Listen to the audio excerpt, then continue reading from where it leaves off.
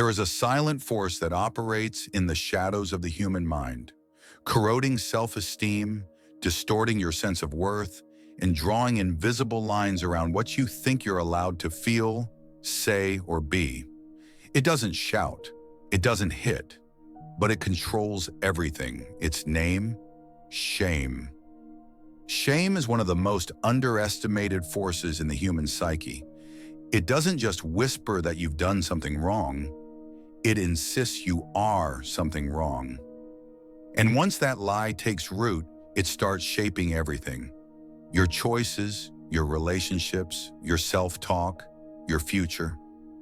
The wild part, most people don't even know it's there. You could be living inside a cage you can't see, built by beliefs you didn't choose, and calling it personality. Shame doesn't need violence to work. It feeds on subtleties. A raised eyebrow when you were a kid. A "why are you like this?" from a parent, getting laughed at for crying, or just being told over and over again to tone yourself down. And so you did. You shrunk yourself. You edited parts of your personality out of existence. You began to believe you needed to be someone else to be loved. This is how it begins. The quiet rewriting of your identity. Children don't come into the world doubting themselves. They arrive loud, messy, honest. They laugh too hard, ask too many questions, dance with no rhythm, and feel everything at full volume. That was your natural state. But very early, you were told, directly or indirectly, that parts of you were too much or not enough, too sensitive, too loud, too weird, too clingy, too different. And when you're a child, you don't think the adults are wrong. You think you are. That's when shame walks in. It doesn't just visit, it moves in.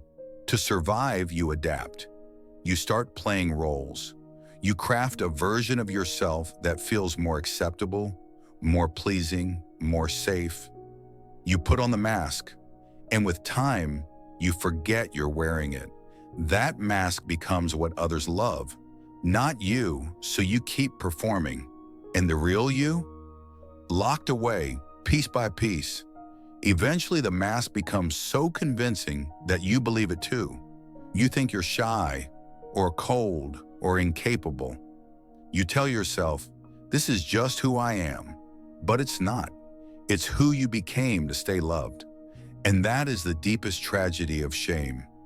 It doesn't just hurt, it rewires you. Over time, that internal voice, the one that tells you you're not enough, starts to sound like your own. You stop noticing it. You just feel the effects. Self-doubt, fear of failure, avoiding connection, suppressing your emotions, constantly chasing approval, and never feeling like it's enough. You live in a state of emotional hypervigilance. You measure every word. You anticipate rejection before anyone speaks. You scan the room for disapproval like it's a threat. You police your own thoughts. And maybe worst of all, you beat yourself up for feeling this way.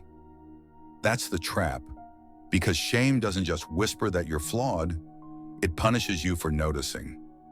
Here's the brutal irony. People who carry shame often appear put together on the outside. High performers, perfectionists, empaths, people pleasers, always doing, always proving, always exhausted. But inside, they're terrified someone will see who they really are and walk away. Shame turns your own mind into a courtroom where you're always on trial and never acquitted. And no matter how many people love you, the voice inside says, yeah, but if they really knew. That's what shame does. It turns your authenticity into a liability. Now let's clear something up. Shame is not the same as guilt. Guilt says, I made a mistake. Shame says, I am the mistake. And that difference is everything. Guilt can guide you. Guilt can be clean and purposeful. But shame poisons the foundation of your identity. It doesn't help you grow. It freezes you. When you're carrying shame, you don't move forward. You hide. You over-explain. You second-guess. You delay your dreams because you're secretly convinced that failure is proof of what you feared all along, that you're broken, and worst of all, shame doesn't need to yell to control you. It works best when it's quiet, when it hides behind logic or common sense or fake humility. That's why so many people never challenge it. They just call it being realistic. But let's ask something bold. What if you're not broken? What if the voice that told you that was lying? Let's go deeper. Shame has a blueprint. It's passed down like a silent virus, from families, cultures, school systems, even religion. It's carved into you through 1,000 subtle interactions. You spill your juice at age 4 and get scolded harshly. That tiny moment doesn't teach you to be careful. It teaches you that being clumsy equals being bad. Later you cry in front of someone and hear, "Stop being dramatic." You don't just stop crying, you stop trusting your feelings. Each of these small wounds adds up, not into a memory, into a belief. The belief that you must hide who you are to be safe, and so you develop coping mechanisms. You become a perfectionist. You become a ghost. You become the comedian who never shares anything real, or the fixer who takes care of everyone, but never asks for help. These are not personality traits. They are survival strategies. Shame doesn't just create pain, it creates patterns. And you repeat those patterns in your job, in your friendships, in love. Until one day, maybe right now, something inside you whispers, "I'm exhausted." Not just tired, soul tired. Because hiding every day is an emotional marathon that never ends. But here's the part they don't tell you. Shame can be dismantled. And that starts with something most people avoid: awareness. You can't fight what you can't see. But once you recognize the voice of shame, you start to regain power. You begin to spot it in the way you criticize yourself, in the way you avoid risks, in the way you downplay your dreams. That's when you begin to break the cycle. The voice says, "You're not good enough." You answer, "Who taught me that?" And then silence. Because shame doesn't survive being questioned. It needs secrecy to grow. It dies in the light. So the next time you catch yourself spiraling into self-hate, stop, name it. Not as truth, but as programming.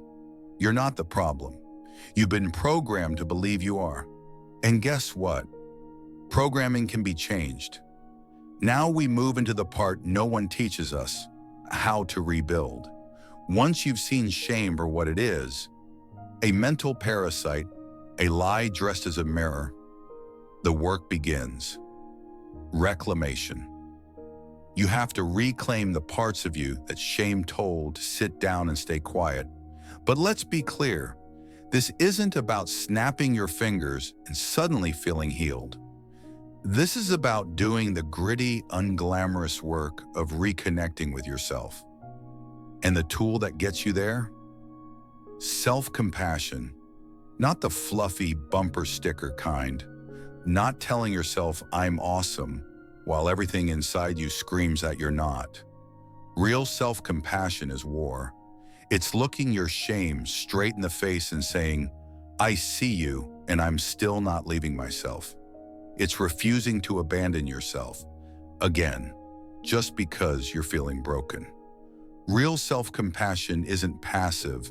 It's an act of radical defiance. It says, even if no one else shows up for me today, I will. It says, I may not have caused these wounds, but I'm damn sure gonna stop living from them. You begin to treat yourself like someone worth saving, because you are. And here's what happens when you commit to that practice. Shame loses leverage. It can still knock, but you stop answering the door. It can still whisper, but your truth is louder. You start reconnecting with your original self, the one from before the edits, before the masks, before the survival mechanisms. The you that knows how to feel. The you that knows how to trust. The you that knows how to be. And for the first time in a long time, you start to feel whole. But remember, shame doesn't leave quietly. It fights back. It returns in disguise. It says, you're being selfish. You're too sensitive. You're making it all about you. That's not truth. That's the old programming trying to reclaim power. So what do? You expose it, because shame can't survive exposure. Tell your story. Write it. Say it. Share it. Even if it's just in a journal, even if it's just a whisper, you're pulling it out of the shadows. When you name your shame, you stop letting it define you. And maybe this is the first time someone tells you this clearly. You don't have to earn your worth, not through success, not through sacrifice, not through silence, not through suffering. You were already enough before the world taught you to question it. That's the truth shame never wants you to hear. That's the truth shame can't survive. So what now? You stop waiting for permission. You stop editing yourself for rooms that were never built to hold your fullness. You stop looking at your past and thinking, that's proof I'm flawed. And you start thinking, that's proof I survived. You begin speaking to yourself with words you've never heard but always needed. You parent your inner child with warmth, not with judgment. You show up daily as someone who is worthy of being seen, not just for your strengths, but for your scars. You reclaim the parts of you that were locked in emotional quarantine. You laugh too loud. You cry when it hits. You say what you mean, not what makes people comfortable. You choose discomfort over dishonesty. You choose healing over hiding. This is how you become free. Shame doesn't evaporate, but it becomes background noise. It loses its power to steer the wheel. And when it tries again, you meet it with presence, not panic. You say, I see what this is, but I don't shrink for you anymore. Look, this process doesn't make life perfect, but it makes it real. And real is where intimacy lives, where art is born, where truth breathes, where you live. So ask yourself, and don't rush the answer. What part of you are you still hiding because of shame? And better yet, who could you become if you didn't believe you had to hide anything at all? You're not broken, you're remembering. That's what healing is. It's not about becoming someone new. It's about returning to the person you were before the world taught you to be afraid. And if you feel lost on that path, good. That means you're walking it, because people who carry shame aren't weak. They're sensitive, deep-feeling, perceptive, intuitive. And those exact traits, when unchained from shame, become power. You've been surviving on half a voice, half a presence, half a life. But that ends now. You don't need to prove anything. You don't need to earn rest. You don't need to explain your pain. You just need to stop abandoning yourself when it shows up. Let this be the moment where everything turns. Let this be the day you stop carrying shame like it's a personality trait. Because it's not. It's a wound, and wounds can heal. So if this spoke to something deep inside you, don't stay silent. Type it, say it, name it. Comment below, I choose to be seen. Let this be your declaration. And if you're still here, it means you're ready. Ready to stop pretending, ready to stop performing, ready to come home to yourself. Shame tried to bury you, but it forgot one thing. You are still alive. Keep going. The next video will take you even further. You're not just healing, you're becoming. And that's unstoppable.